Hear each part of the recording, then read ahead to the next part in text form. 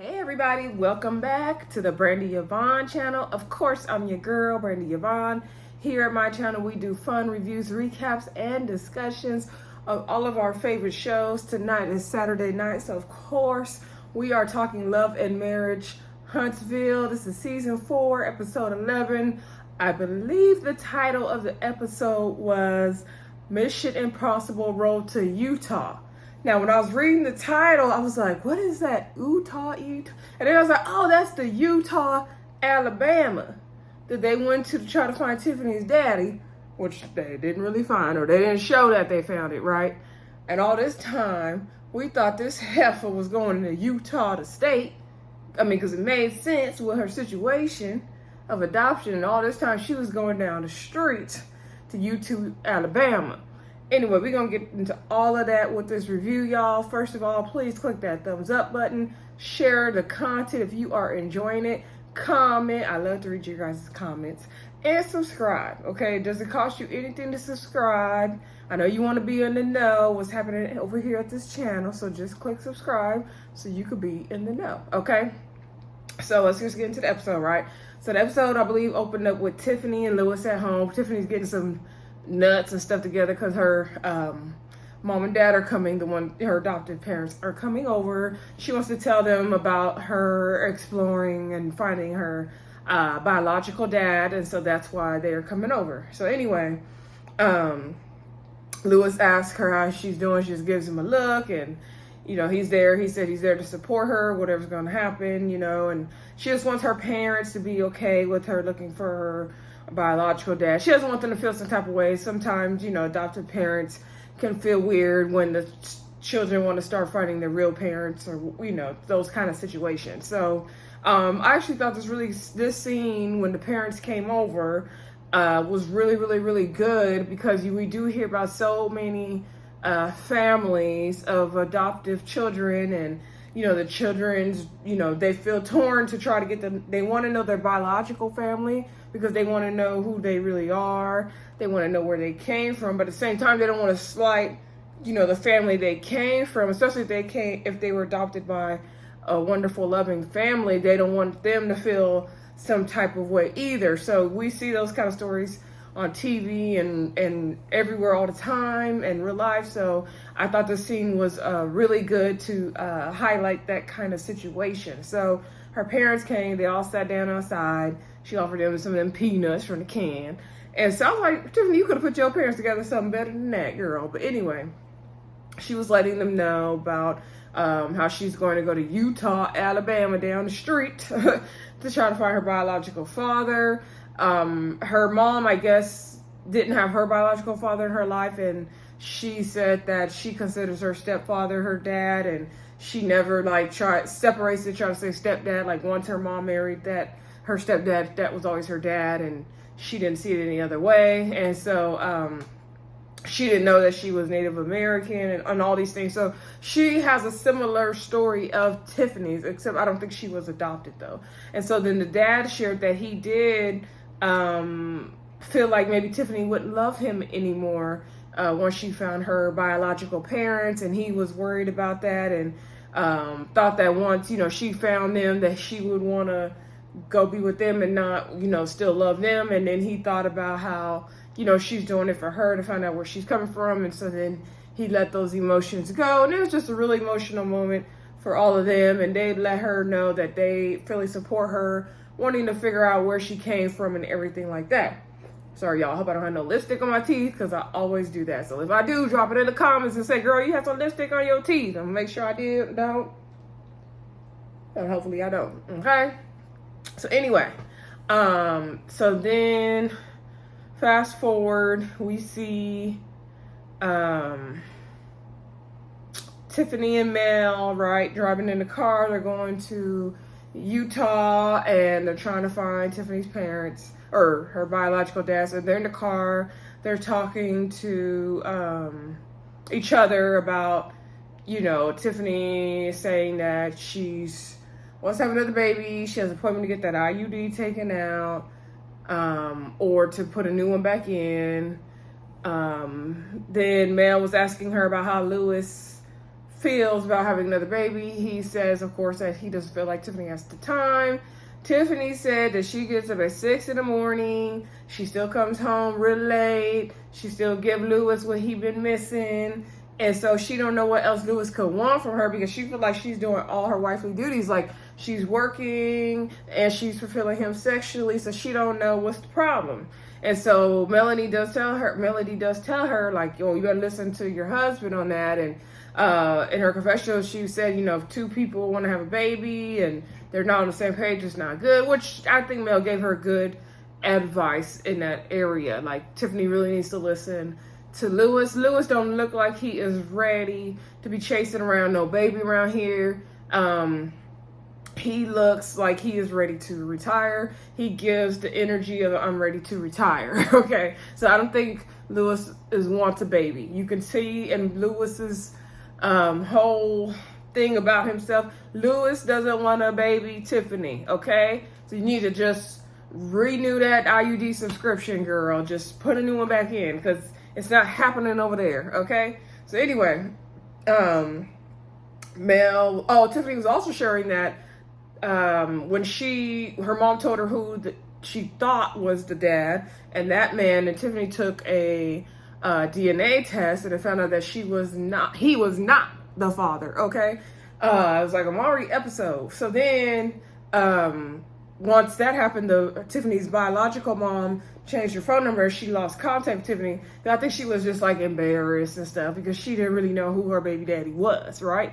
Tiffany also said that she kind of was relieved when that happened, because that guy's sisters all had a history of breast cancer, and so Tiffany didn't know if she was going to be predisposed to have breast cancer as well. And so she was kind of relieved that that man was not her father because of the breast cancer thing, but she's still trying to figure out who her biological father is, especially because of her son. And, you know, I just want to know, and especially she wants to try to have another baby.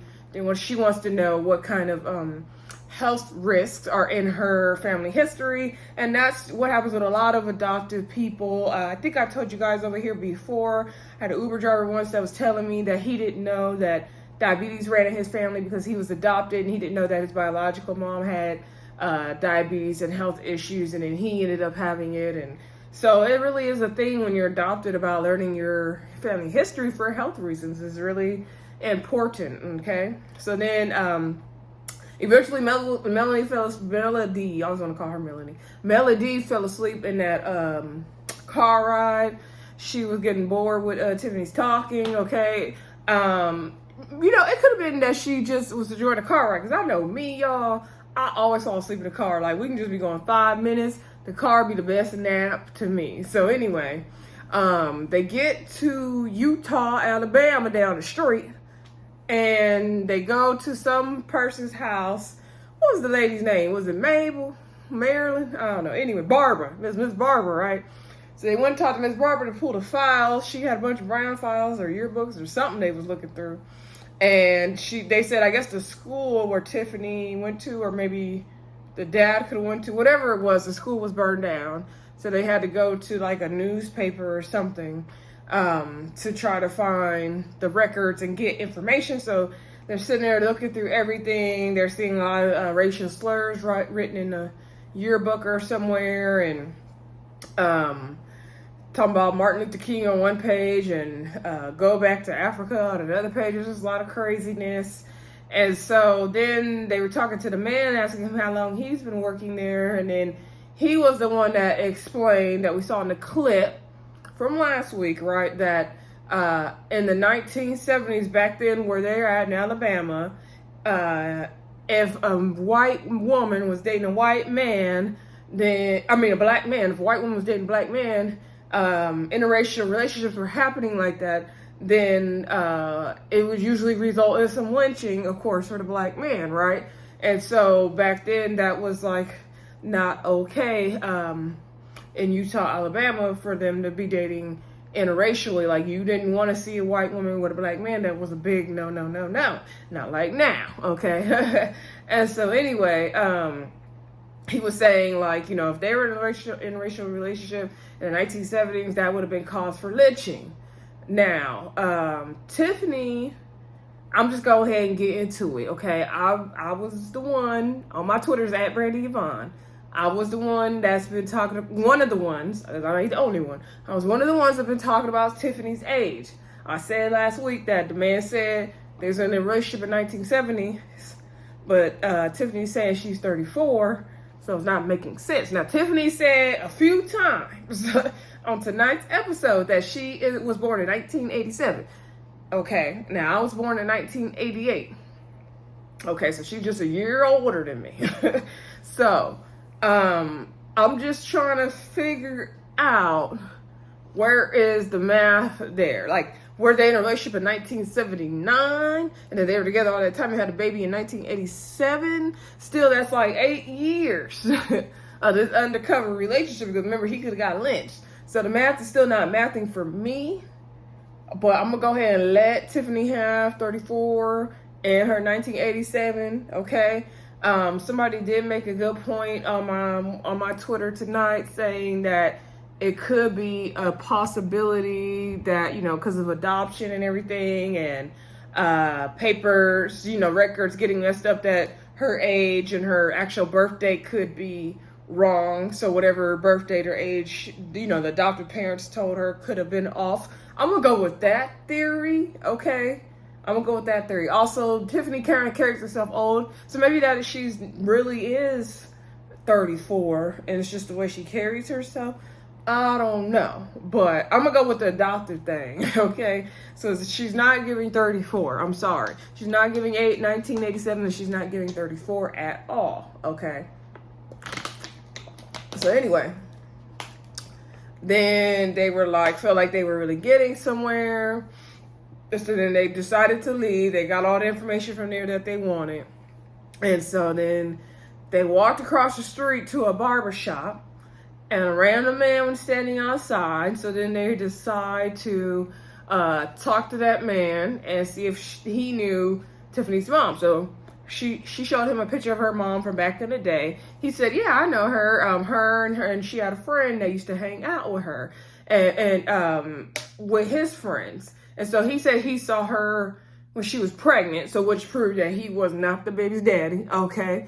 And they went up to him like he was going to have all the answers and like that was going to be Tiffany's dad. It was just really, really random. I was like, how does a random stranger going to know something? I mean, Eutaw, Alabama must be a real small town. I don't know. So anyway, he said, you know, Tiffany's mama and her friends used to always like to be around the black guys, okay? And that was like a big no-no back then. And so then Melanie asked how, you know, what year was he born? And then they figured, you know, since he knew her when she was pregnant, that he wasn't the baby daddy. But they asked him, you know, did anyone of your friends get lynched around that time? And he said no. Okay, so he don't know Tiffany's daddy. I don't know why we had this conversation with this random man, but at least he knew her mama, right? So anyway, then they decided to leave.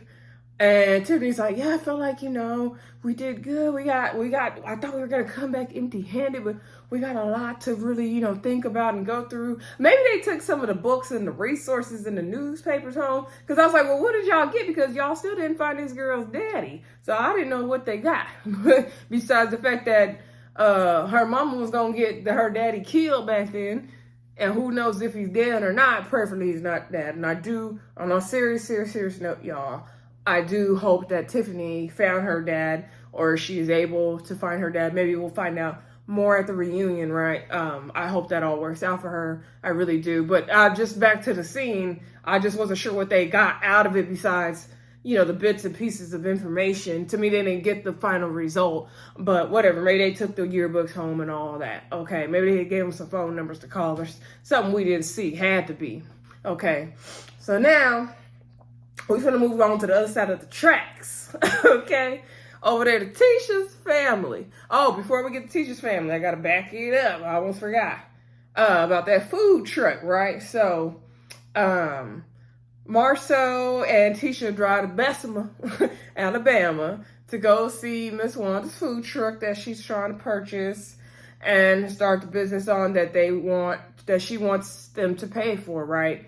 So they go see the truck. The truck looks a hot mess inside and out. Marcel checks it out. He notices some things are not okay with the construction of the truck. He lifts up the hood. He noticed some issues with the motor and everything under the hood. So for him, it's not looking good. Looks like there was like a Latino man selling the truck, and Miss Wanda said she already got a fryer and she gonna put this over here, this over here. She loves the truck. Okay. Marcel look at the truck like, do it run? You know, he asked the man, how much is it going to cost? He asked him in Spanish, how much total is it going to cost to get it, you know, fixed and going and purchased and all that. He said $40,000. Marcel's like, that's a lot of money. So he talks to Tisha about it. When they first got over, Miss Wanda over there making jokes because Marcel gave her a hug and a kiss, and she was like, see, I told you about him, and the only thing I want from him is his money. That's the only thing I like about him. And then she's like, no, I'm just joking. But that's true. Wanda probably can care less about Marcel. She just wants the money, okay? And she's just happy that Tisha is with someone who's business savvy and got some money as well. Although Tisha's business savvy in her own right, but Miss Wanda ain't fooling us, okay? We already know what it is, what's up, okay? And Miss Wanda gonna play the part so she can get some of that money too, okay? So anyway, so Marcel said if the truck run and start up, he'll give her the money. He said, that's how you know God is with you. If this truck start up, I'll give you the money. Miss Wanda said God's with her all the time. But Miss Wanda did say they drove the truck from her house to right there. So hopefully it runs. Marcel's like, Tisha, you see this truck? Like, we not giving her this money. Tisha's like, you know, we flip houses for a living. So this, you know, we know how to turn something. We have to turn nothing into something. So to her, to flip that truck and make it nice is not going to be nothing for them, because that's what they do with houses. And so Marcel was like saying, you know, would you just blindly give your mom money? You don't know, like, you know, how well this truck's going to do. She hasn't had the business before. She has no experience in the business. Like, are you, you know, Marcel basically saying, like, he said we could just throw this money out the window because it's not going to be giving, which is giving Miss Wanda the money. It's not going to be giving anything. And I understand Marcel's point. To me, Miss Wanda does seem like she would run a business properly, and that's no shade to Miss Wanda. I love Miss Wanda. She is funny, but I don't know. Marcel was saying, is this going to be a loan or just a gift?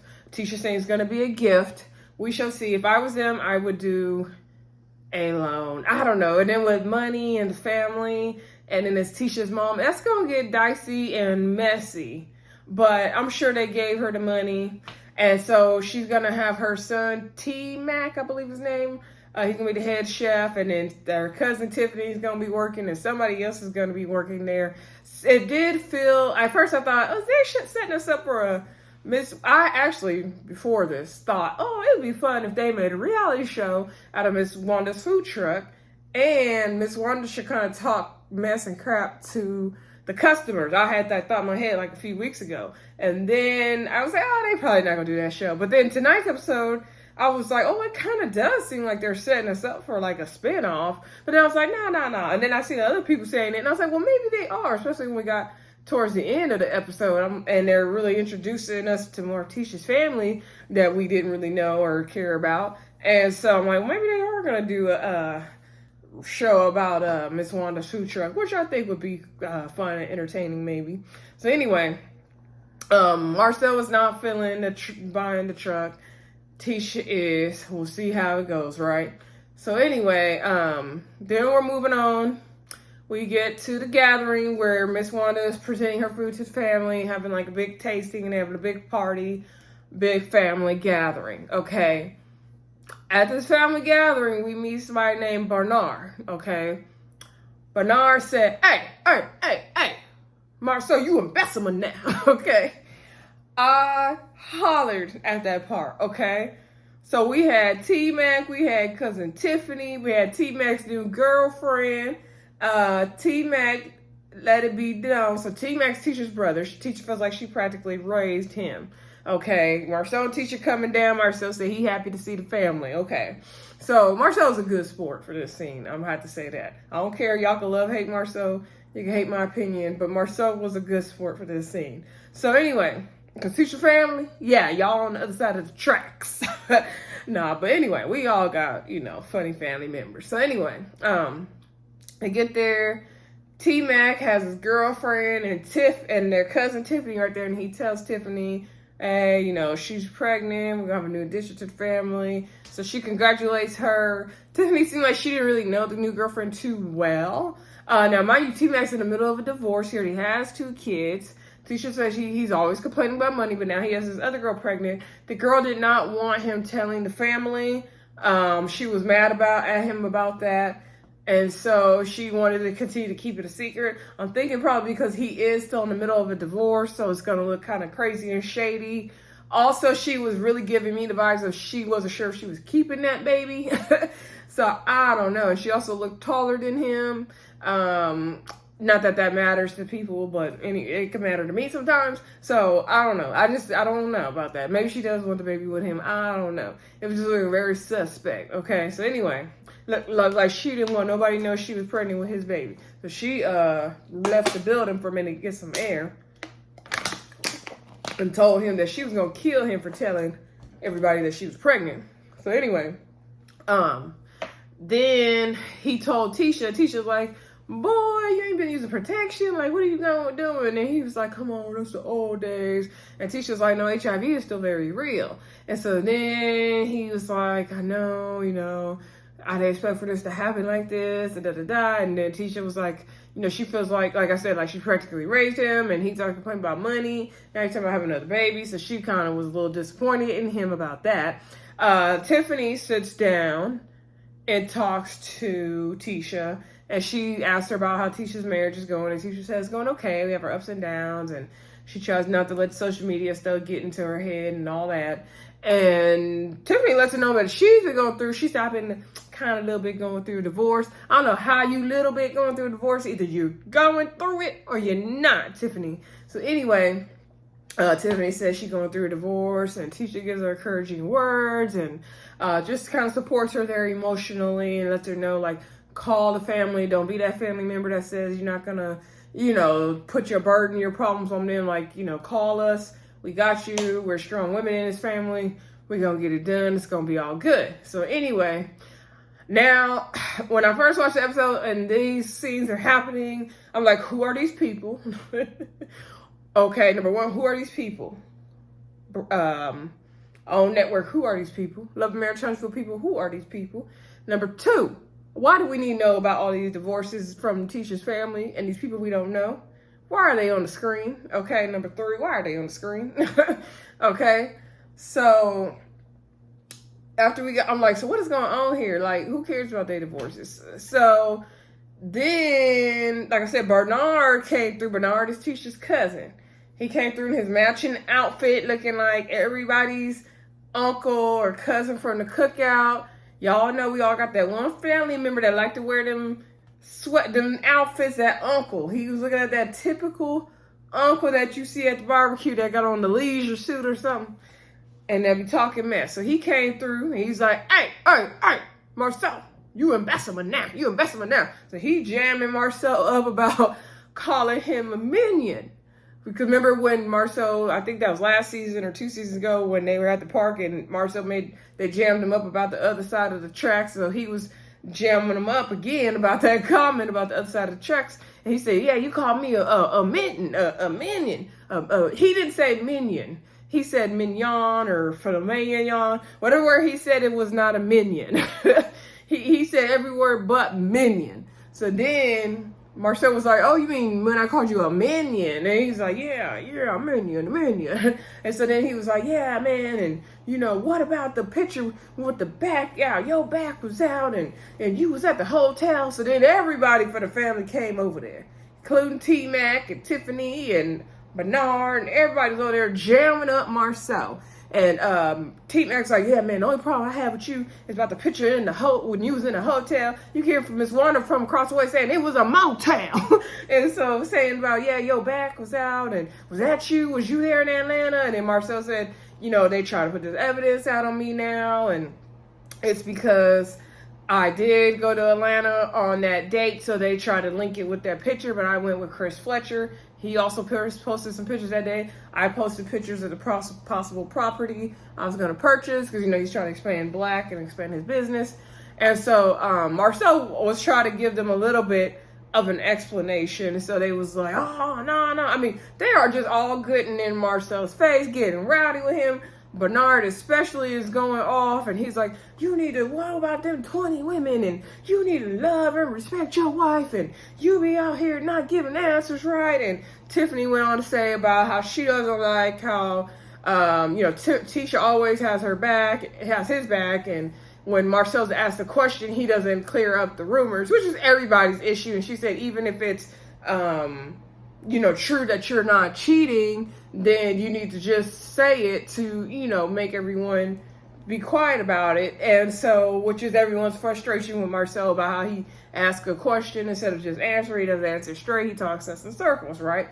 So then Marcel said, well, if I was cheating, I'm going to say no if you ask me, right? And then she was like, well, yeah, you probably would. And then he's like, so what does it matter? Like, it doesn't, and he was saying in his confession, I was like, I'm down if I do, if I don't, if I don't, it doesn't matter.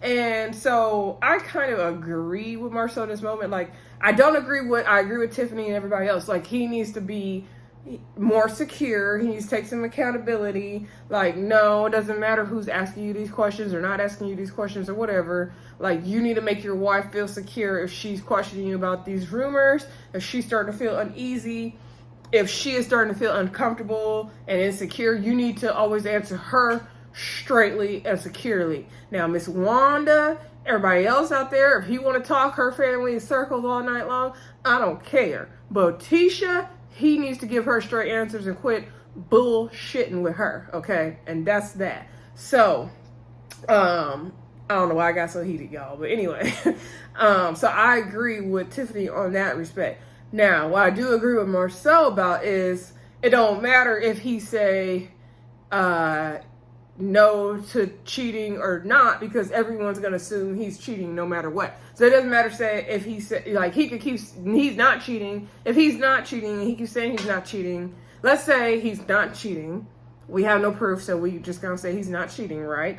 And he keeps saying every single time he's confronted, like, no, I'm not cheating, no, I'm not cheating, no, I'm not cheating. It doesn't matter, because the public and Miss Wanda and whoever else are gonna keep saying, oh, he must be cheating because XYZ. Oh, well, he must be cheating because we saw a picture of his back. Oh, he must be cheating because Martel said he got 20 women. So it kind of don't matter what answer he give. So I get that part. So then, Tisha just standing there looking like a deer in the headlights, and I was really irritated with her, because there's no way I'm gonna sit up here and let my family bogart my husband, who I gotta lay in a bed with every night. There's no way. We wouldn't even be having this conversation. Like, Tisha, why is your whole family in your marriage? Why are you letting your whole family ambush your husband in this moment? Why? And you're not saying anything. Why? There's no way that's okay. Yeah, I made a cool, funny episode, but that was not okay at all. That is crossing way too many boundaries for me with family and husband. Way too many. So anyway, already Miss Wanda doing too much. Now you letting the whole family be rah in his face? Like, girl, no. Anyway, then Marcel said something about doing the smell test, because it's your senses, you can see, you can hear, and you can smell. I'm gonna let you do the smell test. He said, not you, Bernard, but the girls can do the smell test. And so then they were like, oh, no. And then Tisha went on to give her spiel about, I'm not naive. I know what's going on in my marriage, and blah, blah, blah, blah, blah, like she always said. Okay. If Tisha is okay with her marriage and the way it's set up, then we don't need to be worried about how it's set up. I have no problem with Tisha and Marcel's marriage. I have no problem with it. So everybody always saying, oh, Tisha being controlled, or she being manipulated, or this and that. I don't think that's the case, okay? I do not think that's the case at all. I think Tisha is playing probably a long game, okay? I think Tisha is making sure she is set up very well. Not saying that, money can buy your happiness or nothing like that. I'm just saying Tisha knows what Tisha wants to know. I'm gonna say it like that. Tisha knows what's going on in her marriage, what she wants to know that's going on in her marriage, okay? And she's fine with that, so we fine with that. So anyway, and that's that. So then I feel like Bernard said something else crazy to Marcel. I can't think of what it was. So anyway, finally, the tails and the food was ready. And so they sitting down, gonna eat the food. I don't know if Miss Wanda was saying strips or shrimp or what she was saying, but they had some of that. So anyway, then they all sat at the table. Oh, he told Tmac told Miss Wanda that about, he's like, oh, I told Tisha about the baby, so now everybody knows. And the way he said it was like he told Tisha, so now the whole world knows. And so Miss Wanda was like, no, you said it. You said it to me, on TV. Everybody knows. Like, hello. And so then Miss Wanda's kind of irritated. She said she already taken care of 2 grandkids. She's not going to take care of another one, and he going to learn the hard way. So he's like, oh, yeah, we got to really get this food truck going now because we got a baby on the way. So Miss Wanda's kind of irritated with her son on that. Oh, Miss Wanda's boyfriend or husband was there. One of them was there, too. So anyway, then they all sat down to eat. They said the food is good. And so then T-Mac was like, yeah, we're going to really need to get this food truck going now. And so Marcel was telling him, you got to think about it differently. You don't know if this is going to really make money. This is not something you might, want to invest in and all this stuff. And so he, Marcel's not sure still if he's going to put money into the food truck. He probably is. But he's saying in this scene that he's not sure if he's going to. And then Bernard over there started piping up saying, he just want to be cheap. Oh, I know what else Bernard said. He called Marcel. He's like, you freaking, what did he say? You a control freaker? Or you freaking control? Well, how did he say? You a control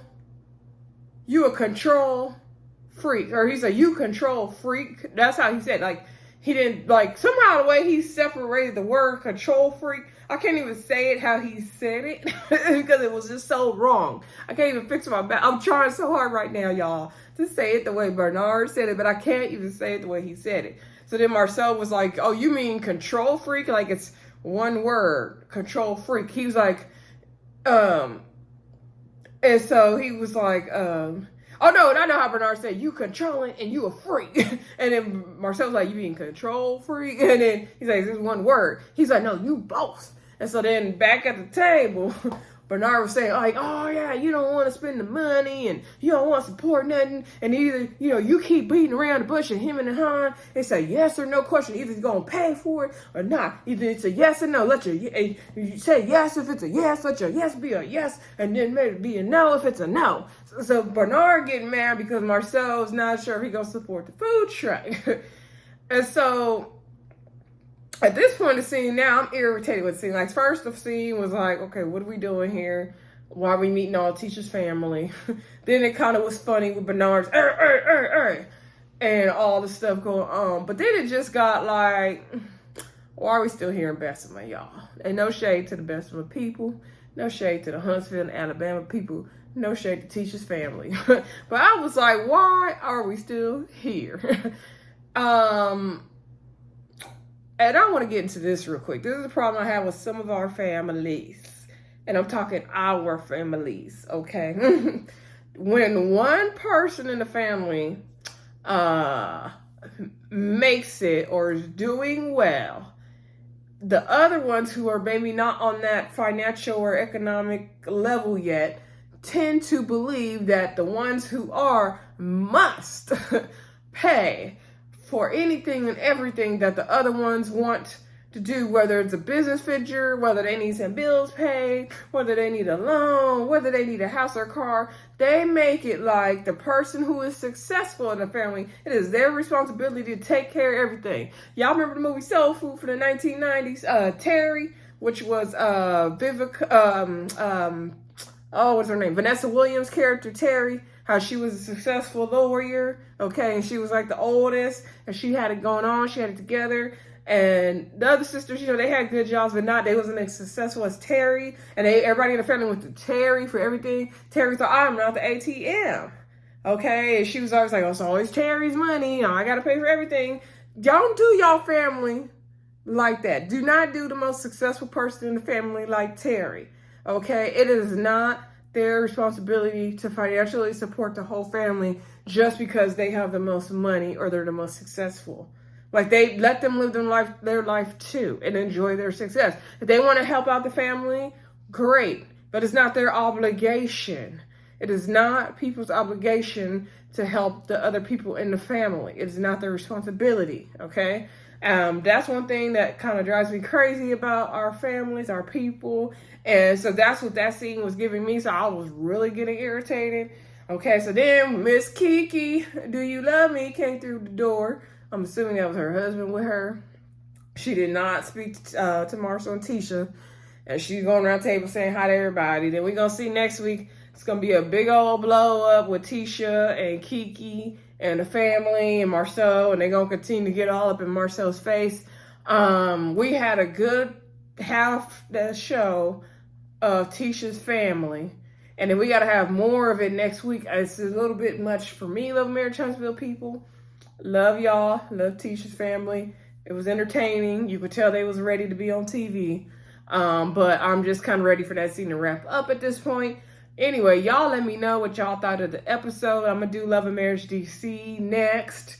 And then hopefully I will do P-Valley. I know I've said a lot of different videos I was going to do and I haven't done it yet, y'all. I don't want to come across as a flake because that is my pet peeve, is people who flake.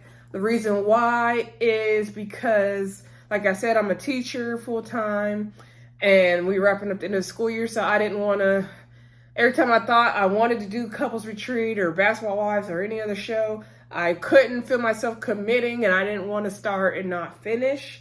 Now we're about to be in summer school starting Monday, so I will have plenty of time to do P-Valley. I also thought P-Valley started tonight and it came on last night, so I'm definitely going to try to get that done either today or tomorrow, and I'm for sure going to commit to P-Valley. But like I said, I didn't want to, even though I threw out some shows I told y'all I might do, I didn't end up doing them just because I knew I was so crunched on time.